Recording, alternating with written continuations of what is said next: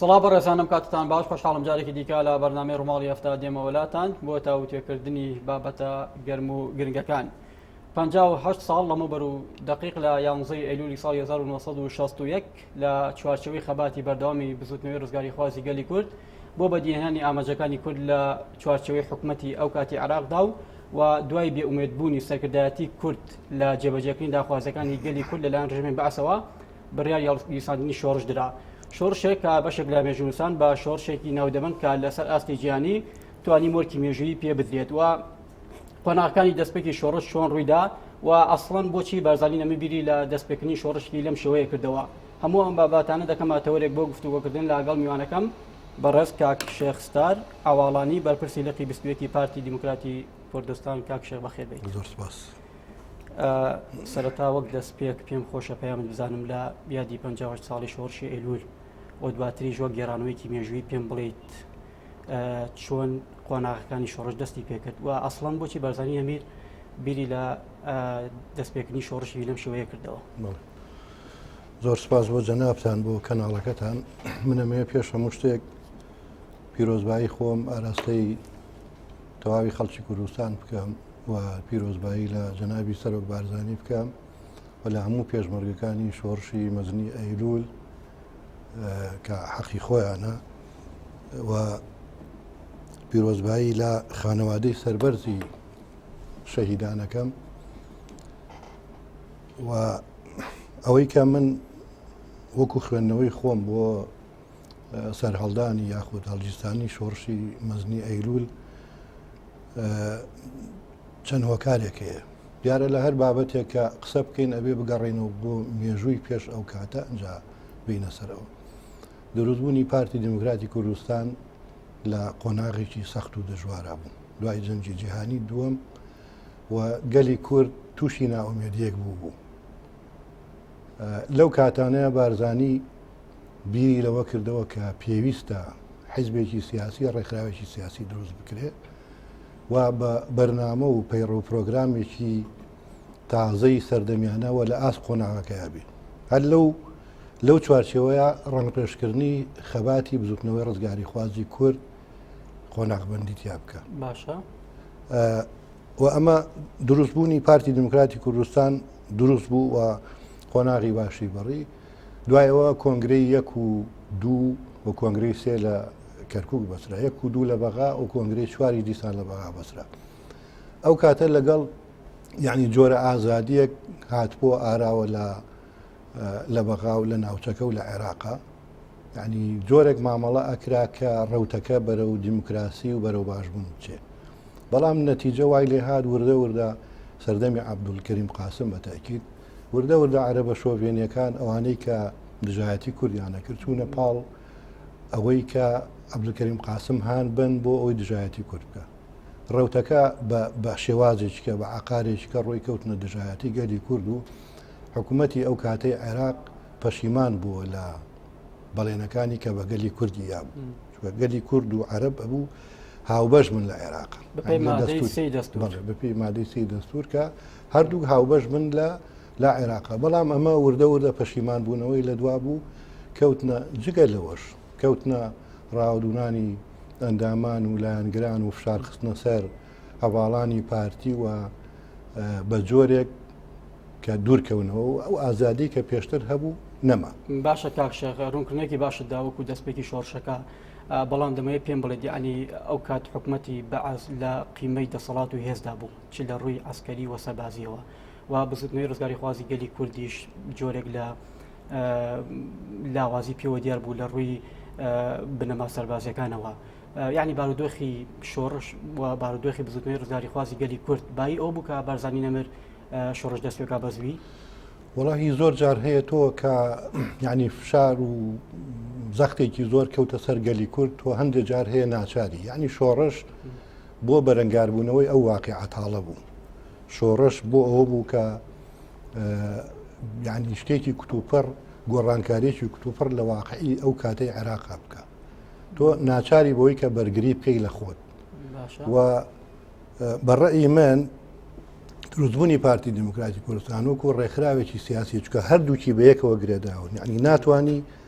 پارتی دموکراتی کوردستان وە لە شۆڕش جیا بکەیتەوە ڕوونە یعنی عقیدەیەکی سیاسی استراتیجێکی دیاریکراو و بەرنمەیەک لە چوارچەوەی پەڕ و پرۆگرامێکا دانرا بوو ئەم عقیدە سیاسیە وای کرد کە بارزانی بیر لەوە بکاتەوە شۆڕش هەڵگیرسێنی و لەگەڵ ئەوەشە کۆکردنەوەی هەموو چین و توێژەکانی کۆمەڵگەی کوردەواری بە پرسیارێک دەوت تێدێکێک لەو بابەتانی کە مێژنووسان جۆرێک لە مۆرکی مێژی پێدەدەن دەڵێن لە چوارچەوەی مێژوی گەلی کووردا کە هەر لە شێخ ئەحمەدی بەرزان و تاکو دەگاتە قۆناغەکانی دواتر دەڵێن شۆڕشی ئێلو تاکە شۆڕش بووە کە کۆکەرەوەی سەرجەم دەنگ و ڕەنگە جیاوازەکان بووە یعنی هەر ئەمەش وای کرد دەتوانین بڵێن هەر ئەمەش هۆکارێک ببووی کە شۆڕشەکە لەسەر ئاستی جیا بناسرێت بڵێ ئەگەر بگەڕێنەوە بۆ مێژووی بزوتنەوە ڕزگاری خوازی کورد دەزانین شۆڕشەکانی پێشتر و ڕاپەڕینەکانی پێشتر لەسەر ئاسی ناوچەی بوون ئەمانە هەرچەنە ینی بەردی بناغەیان دانا و هەر شۆڕشە و لە ناوچەی خۆی دەوری بینی و ئەساسێکی دروست کرد بۆ ئەوە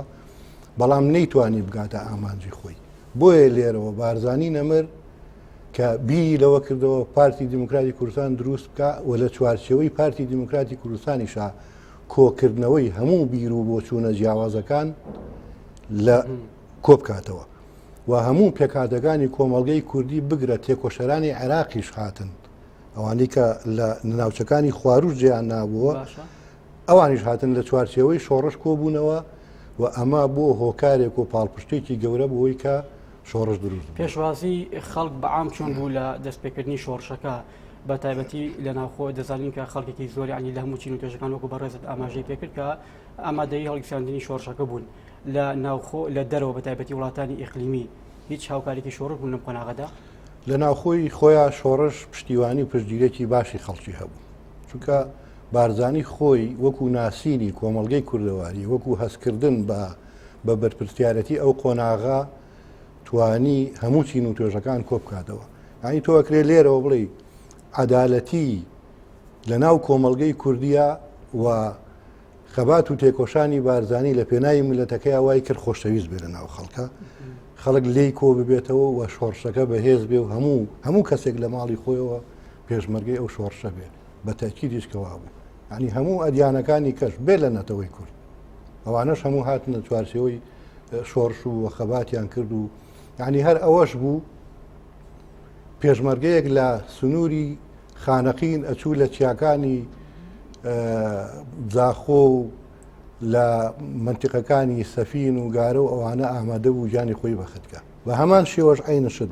وەکو هاوکاری دەرەکی ئەوەی کە ئازانین شۆڕش لەسەر خەڵکی کوردستان بنیادنرا بوو و هەم لایەنی چەکداری و مرۆیەکەی و هەم لایەنی کەشی کە وەکو لایەنی دارایی کە باسمان کرد بەشێکی گرنگە بۆ لایەنی ئابوووریە لایەنی ئابوووریەکە بەڕاستی ئەوەی کە من بیستومە وەکو تاریخ لە مێژووا شتێکی وانە بەڵام وەکو ئەوەی کە من بیستومە زانیومە و تەنها لەسەر گیانی خەڵک بووە یعنی شۆڕش کۆمەکی کۆ کردوتەوە ئەوانەی کە توانای داراییان باش بووەوە ئەوانەی کە ساڵانە هاوکاری شۆڕشیان کە یعنی کۆمەکی خەڵکی هەم بەلایانی مرۆیی هەم بەلایانی مادی بۆ شۆڕش ئەمەنە بەهێز بووە کە شۆڕشەکە گەیشتۆتە ئەوەی بۆتە شۆڕشێکی سەرتاسەری لە کوردستان باشە کاپشەکانی هەر مەبەستمە لەسەر موقعی جوگرافی شۆڕشەکە بۆچوونی بزانم یعنی ئەو ناوچە جوگرافی کە شۆڕش دەیگرتەوە بە دیاریکاری کوێی ئێستا هەرێمی کوردستان دەکات و دواتر دوای ئەم قۆناغا ڕەوڕۆی خەبات بەرەوکوێ هەنگاوینە یعنی هیچ بەرەو پێشنێکی بەخۆ بینی شۆڕش ئەوەی زانین بەهێزی شۆڕش زۆر بەهێز بوو هەموو خەڵکی کوردستانی لەگەڵ بوو ئەوەی بەدەست ڕژێمەوە بوو تەنها ناو مەرکەزی شارەکان هەندێک شارەکان بوو ئەویکەی هەمووی لە ژێر دەسەڵاتی شۆڕشا بوو و شۆڕش ئیمکانێتێکی برۆیی باشی هەبوو و ڕژەم نەیەتوانیدا لە دەرەوەی شارەکان تەنانەت بۆ هاتوو چۆکردنیش ئەبوو پارێزگاری لە خۆی بکات بە جۆرێک کە زەربەی شۆڕشی وەرنەکەوێت یعنی ئەوەی کە بەدەست شۆڕشەوە بوو سنووری کوردستان ئەتوانم بڵم تەنها مرکزی شارەکانی لێ دەرچێ هەموو بەدەست شۆڕش و شۆڕش جێڕانەوە لە دوای شۆڕش یعنی بەشی دوین پرسیارەکەم ئەوە بوو ڕەوڕۆی خەباتی بزوتنەوەی ڕزگاری خوازی گەلی کورد بەرەوچی ئاراستەیەک هەنگاوینا ینی دەوتێتێک لە گرنگترین دەستکەوتەکانی شۆڕش بەنامەی یانزەی ئازاری ساڵی 1970 بووە بەدەر لەمە شۆڕش توانی چی دەستکەوتێکی دیکە بەدەست بێنێت شۆڕش قورسایی زۆری لەسەر شام و هەر ئەمە نەبوو بڵین ینی بەرەنگاربوونەوەی چەکداری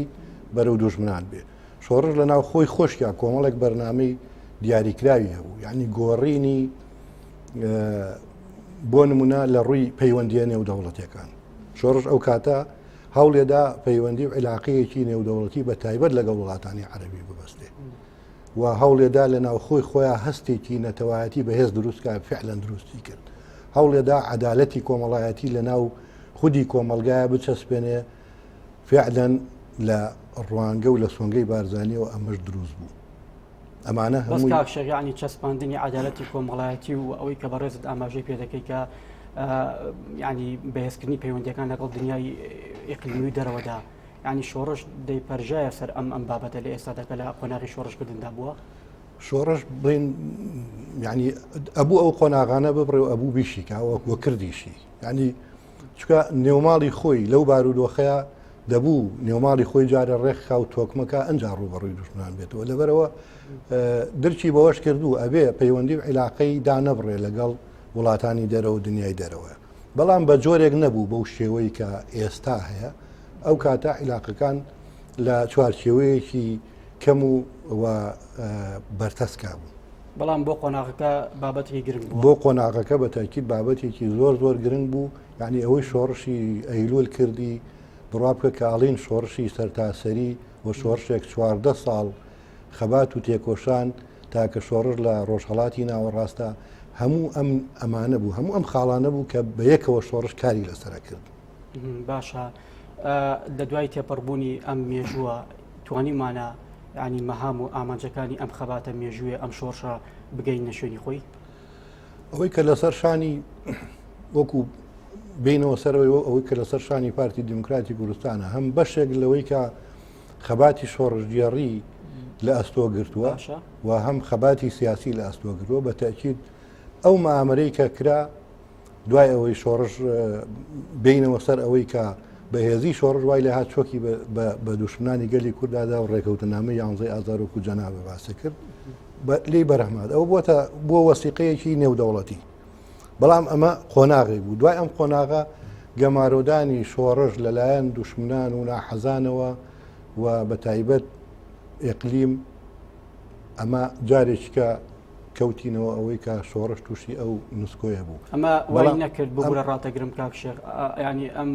گەمارۆدانەوەی نەکرد کە دەستکەوتەکانی شۆڕش بەلاڕێدا ببرێت ینی هیچ کاریگەری کێ بوو لەسەر دەستکەوتەکان کە بەدەستمێنێ نەبوو ینی وەستانێک هەبوو لە مەسلەی شۆڕش و وەستانێک هەبوو لەوەی کە ئێمە استراتیجی خۆمان وەکو پارتی دیموکراتی کوردستان داناوە وەکو شۆڕش داناوە وەستانێک هەبوو بەڵام هیچ هێزێک نەیتوانی ئەم ڕەوەڕەوەیە تێک بشکێنەوە ڕایگرێ ینی دوای شۆڕشیش کە من ئەڵێم پارتی دیموکراتی کوردستان وەکو کۆڵەکەیەکی ئەساسی بەهێز هاوشان لەگەڵ بارزانی نەمرا کە سەرکردایەتی پارتی کردووە سەرکردایەتی شۆڕشیشی کردووە هەردووکیان ئەمە بە یەکەوە گرێودراو بوون و بۆیە دوای نسکۆ پارتی توانی زوو ڕاست بێتەوە و دیسانەوە شۆڕش دروست کاتەوە بە هەمان بەرنامە بەڵام بە شێوازێک کە لە خواستی قۆناغەکەیان هەر لە چوارچەوەی ئەو بابەتە مێژوێدا عنی بەشێک لە مێژوستان پیان وایە کە وەستانی شۆڕشی کوردی لەو قۆناغەدا بەتایبەتی لە 1970 بۆ خۆی هەر پلانی سەکردایەتی کورد بۆ بۆی کە بە شێوەیەکی تۆکمە زیاتر خۆی ڕێکخاتەوە بۆ قۆناغەکانی دواتر تۆ لەگەڵم بۆچونە دای نەخێرەوە مامەرەیەکی ئیقلیمی نێودەوڵەتی بوو شتێکی ئاشکرا و دیارە ینی شۆڕش گەیشتە ئەو ڕادەیە کە چۆکی بە گەورەترین ڕژێمی سەردەم و پڕچەکترین ڕژێمی سەردەمدایە قۆناغی لە قۆناغەکانی خەباتی بڕی و بەرەو پێشکەوتن ڕێکەوتن نامی 11 ئازار بووە ئەساسێک ئەگەر ئەو مەئامەرێنە وایە دوای ئەو ڕێکەوتن نامەیە حتمما قۆناغی کەی ئەبڕی و لە بەرنامە و استراتیجی پارتی دیموکراتی کوردستان وەکو هێڵێکی گشتی دیاری کراوە تا ئێستاش لەسەری ڕۆ شۆڕشی گوڵان توانی تەواوکەری دەستکەوتەکانی شۆڕشی ئەیلول بێت بە تاکید شۆڕشی گوڵان وەکو تەواوکەری شۆڕشی ئەیلول ئێمە هەمیشە هەروامان وتووە هەر زوو توانی و ئەو بۆشاییە پڕکاتەوە سەرڕای ئەو بارودۆخە ناهەموارەی کە ئەو کاتە بەسەر ناوچەکانی شۆڕشا هاتبوو و ڕژێم لەو پەڕی بەهێزی و پڕچەکییا بوو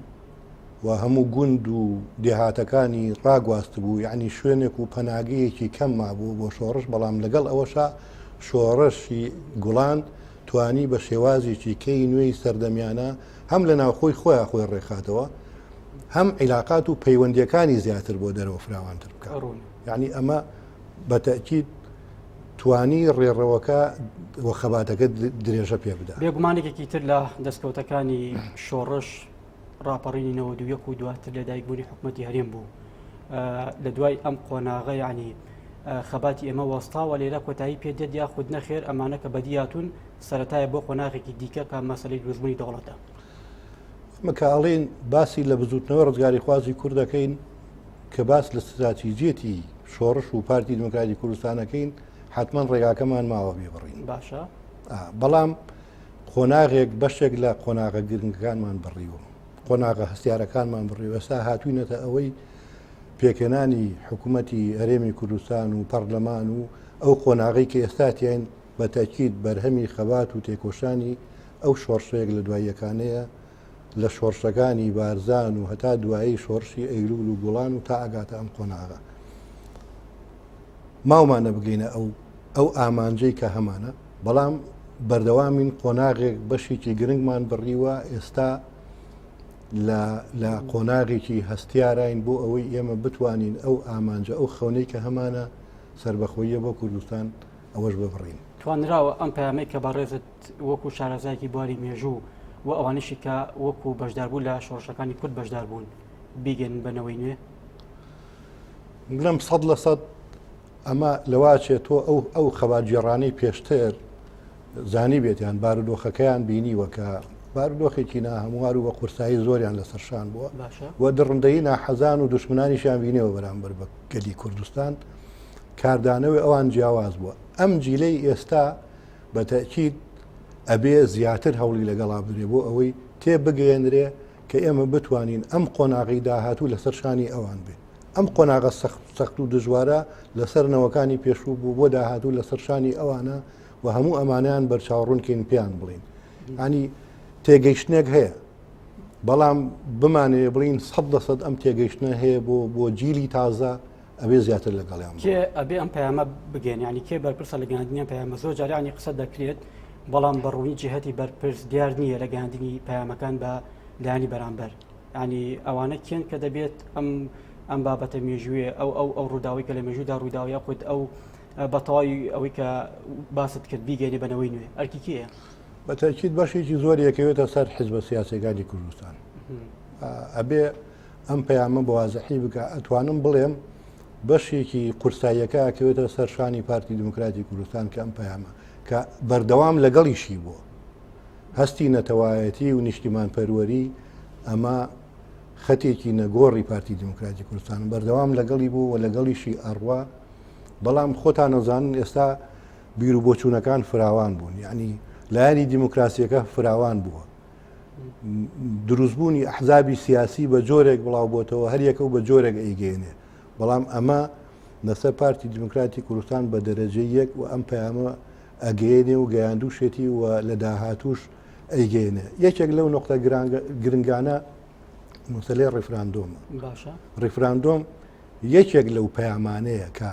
خۆمان نەزانین یعنی زۆرینەی خەڵکی کوردستانی لەگەڵ بوو. معنای ئەوەیە پەیامەکە لە ڕێگای پارتی دموکراتی کوردستانەوە گەیشتووە تا ڕادەیەکی زۆر باش گەیشتووە، بەڵام هێشتا کاری وێ لەسەری بکرێت، کاری ماوە لەسەری بکرێت. ئامادەی لاوان گەنجان نەوەی نوێ کە ئێستا ینی بۆ ناوە زیاتر دەوترێت تا چەند ئامادەن بۆ وەرگرتنی ئەم پەیامە مێژوویە، ینی ئامادەیان تێدایە؟ وەڵاهی بەڕای من بڵێم هەموو شتێک لە 100% نییە. ینی ئەتوانی ڕێژەیەک وەربگری، ئەتوانم بڵێم لە 90 گەنجان و لاوان ئەم پەیامە وەرەگرن و بە گرنجیشی وەرەگرن و دیاریشە لە پێکێنانی حکوومەتی هەرێمی کوردستان و لەم قۆناغی داهاتووی کەیەتە پێشەوە. ئەمە دیارە گەنجان چۆن بە حەماسەوە دێن و ئەیانوێ مشارەکە بکەن لەم وڵاتەیە. کەواتە ئەمە بەشێکە لە گەیاندنی پەیامەکە. بەتەکید بەڵێ من لە کۆتایی بەرنامەکە نزیک دەمەوە دەمەوێت دوا بۆ چون شتێک لەسەر کۆی تەوەری بەرنامەکە بیڵیت. وەڵام من دەستخۆشیتان لێ یەکەم سپاسانەکەم من ئەڵێم یعنی بەرنمەیەکی وا باز لە جێڕانەوەی مێژوویەکی گەورەی وەکو پارتی دموکراتی کوردستان یاخود مێژووی شۆڕشی مەزنی ئەیلول تا ئەم قۆناغی ئێستا لەوا چێ بە کاتێکی ئاوا کەم تەواو نەبێ کاتی زۆری بێ بەڵام ئومێ دەکەین بۆ داهاتووە ئەمەلیشمان هەیە پێکەنانی کابینەی تازای حکوومەتی هەرێمی کوردستان و ئەو ڕەوتەی کە ئێستا هاتۆتە پێش و ئەو بەرنمەی کە حکوومەتی هەرێمی کوردستان گرتوێتێ بەر بەشێکی گرنگ ئێستا کە لەسەر شانی ئەوە من بە دڵنیایی واڵێم ئێمە بەرەو پێشکەوتنە ڕۆین و بەرەو گەشانەوەی وڵاتەکە. ئەمە وەک دوایین پرسیار ئەم بۆ چونەی بەڕێزت تەنها پێشبینی یاخود بەرمەبنای زانیاریە؟ وەڵاهی بۆ هەموو شتێک تۆ پێشبینیت هەیە بەڵام پێشبینیەکان چۆن ئەڵێ لە واقعا ڕەنگایەتەوە. یعنی ئەو واقعەکە کە خۆمەی بینم. زۆر سپاس بۆ شێخ ستار ئەواڵانی بەرپرسی لەقی 22 پارتی دموکراتی کوردستان. سپاس بۆ ئامادەبوونێت. زۆر سپاس. دووبارە بەخێر بیت. زۆر سپاس. بینەرانی بەڕێز و خۆشەویست ساتەوەرێکی دیکە و بەرنامێکی دیکە شاد و بەختەوەر بن.